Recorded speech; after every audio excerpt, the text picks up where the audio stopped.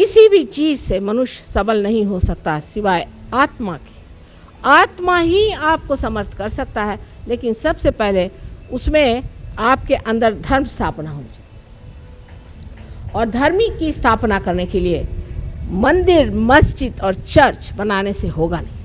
अपने मंदिरों का हाल सुनिए तो भगवान बचा रखे, और चर्च का हाल मुझसे पूछिए आप, और मस्जिदों का हाल उनसे पूछिए जो मस्जिद में बैठ करके और गलत गलत सलाह करते, मंदिरों में बैठ करके बंदूकें चलाते। ये लोग धर्म को जानने वाले नहीं हैं, अधर्मी हैं, धर्म के नाम पे महा अधर्म कर रहे हैं। और आज हम ही इस बात को कह सकते, दूसरों की हिम्मत नहीं कि इस बात को कहें कि ये धर्म नहीं। धर्म मानवता का धर्म है। उसमें ये नहीं कि आप जाकर के 4 लोगों को बटोर के लाइए और मिशनरी जैसे उनके खाना पीने को देखिए और अपने लिए बड़े बड़े नोबेल प्राइजेस दीजिए। ये धर्म नहीं है। धर्म वो है जहाँ मनुष्य अपने जीवन को संतुलन में रखता है, उसमें पूरा संतुलन हो जाता है, जहाँ वो प्रेम के धर्म में बसा हुआ रहता है। वो सहज में ही सारा कार्य करता है। कोई सी भी उसके अंदर से अगर ऐसी क्रिया घटित हो जाए जो बहुत ही अभिनव हो, उसके प्रति कोई भी उसे गर्व नहीं होता, ऐसा ही आदमी हम कहेंगे धर्म में होता है। पर आप कहिएगा माँ ऐसे आदमी आएंगे कहाँ से? सो बात ठीक है, ऐसे धर्म के आदमी कहाँ से आएंगे? जैसा मैंने कल कहा कि मार्क्स ने कहा कि ऐसे लोग होने चाहिए कि जो यहाँ स्टेटलेस हो जाए, स्टेट न रहे। ऐसे लोग होना चाहिए कि जो आपस में इतने प्रेम से रहे कि कोई झगड़ा ना हो। सबसे ज़्यादा डिवोर्स तो वहीं होते हैं जहाँ मार्क्सवाद चल रहा है। तो क्या गलती हो गई वहाँ पर? जो कि इन्होंने कहा था कि हम ऐसी स्टेट बनाएंगे, वो नहीं बना पाए। इसकी वजह ये कि वहाँ धर्म नहीं है, वहाँ धर्म नहीं है।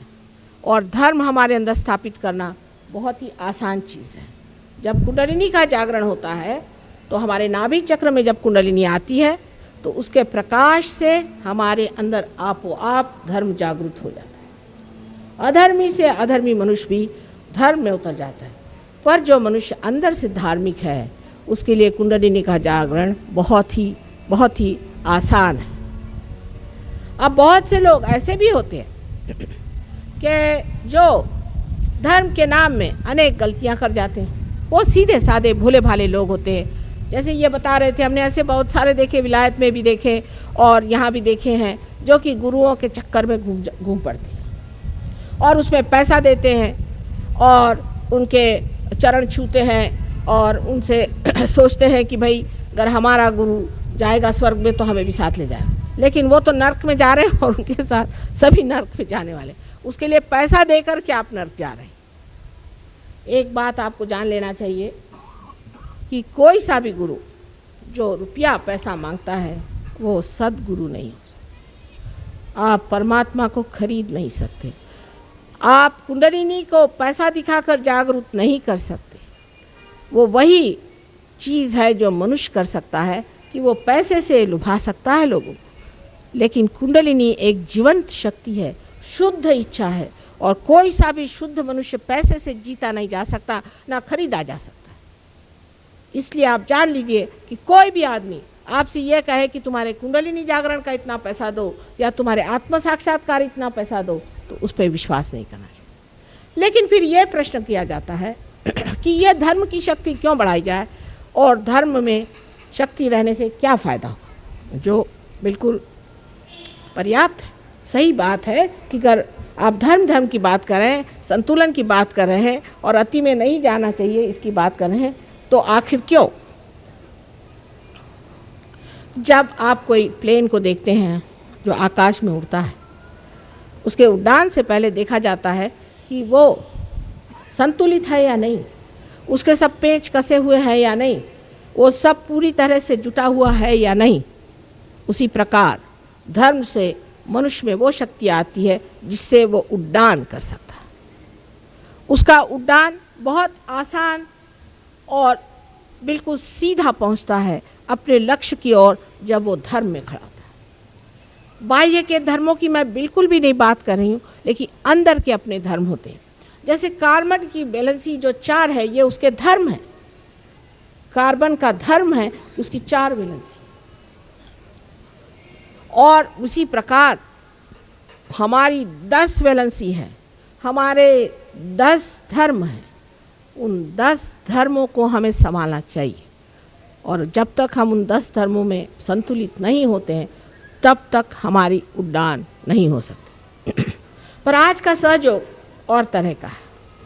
इसमें पहले तो ये होता था कि चक्रों की सफाई की जाए, हर एक चीज़ को धर्म में बिठाया जाए, ज़बरदस्ती उस शिष्यों को काफ़ी उनकी परीक्षा ले करके और उनसे बताया जाता था कि अच्छा भाई तुम ऐसा करो कि पहले अपने को धर्म में उतारो, फिर यमन में आओ, फिर ये करो। अष्टांग योग होते थे। लेकिन हमने ये विचारा कि ये बड़ी कठिन बात है। आजकल की इस कश्मकश की ज़िंदगी में बड़ा मुश्किल है इंसान के लिए कि वो बैठ करके अपने चक्रों को साफ करे और ध्यान करते बैठा रहे घंटों, या जंगलों में घूमता फिरता रहे, और उसकी कोई ज़रूरत मैं तो महसूस कभी नहीं करती।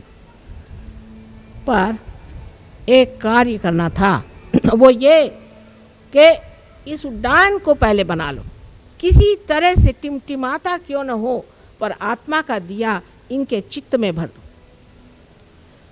जब आपको एक कंदील जलाना होता है तो आप क्या करते हैं कि उस कंदील को साफ़ कर लेते हैं, और साफ़ करने के बाद में आप उसमें दीप जलाते हैं, फिर देखते हैं वो गंदाइयाँ भी, फिर उसको निकालते हैं, फिर साफ़ करते हैं, फिर उसको जब पकड़ते हैं लाइट में तो फिर वो गंदा लगता है। लेकिन हमने ये सोचा कि अगर इसमें दीप ही जला दें तो उसे देखते ही साथ आप समझ जाएंगे कि अरे हमारे कंदील में तो ये खराबी है। उसकी जानकारी होते ही आप अपने आप स्वयं ही उसे स्वच्छ कर लेंगे और आप ही अपने गुरु हो जाएंगे। फिर गुरु का चक्कर खत्म हो गया। और यही आज का सहयोग है कि अत्यंत सूक्ष्म ऐसी मध्य मार्ग में हमारी जो सुषुम्ना नाड़ी है उसके अंदर एक ब्रह्म नाड़ी है। वो 3.5 लपेटे में, जैसे कि एक कागज़ को आप लपेट लीजिए, इस तरह से मध्य नाड़ी है। और उसके जो बीच का हिस्सा जो बहुत सूक्ष्म है, उसके अंदर से कुंडलिनी एक बिल्कुल छोटे से बाल की तरह उठ करके और छेद देती है ब्रह्मरंध्र। उसके बाद ऊपर से परमात्मा की जब करुणा बहने लगती तब और उसके साथ में बहुत सारे ऐसे ही केश के जैसे बिजली के तरह तार जैसे उठते हुए कुंडलिनी 6 चक्रों में भेदती हुई ऊपर तक चली जाती है। जो आदमी संतुलन में रहता है, जिसने हमेशा धर्म का पालन किया है, जो धर्म में रहता है, अपने गौरव से रहता है, ऐसे आदमी की कुंडलिनी खट से पूरा की पूरा ब्रह्मरंध्र छेद करके ऊपर चली जाती है। ऐसे हमारे यहाँ कुछ लोग हैं, लेकिन वो देहातों में रहते हैं, शहरों में नहीं। शहर में तो पहली भूत की ये दशा है कि वो अहंकार रूपी बड़ा सुंदर सा जान पड़ता है, और उस अहंकार में डूबे हुए हम कठिनाई से पाते हैं। अभी थोड़े दिन की बात है, हम देहातों में ज़्यादा घूमते हैं, आप जानते हैं।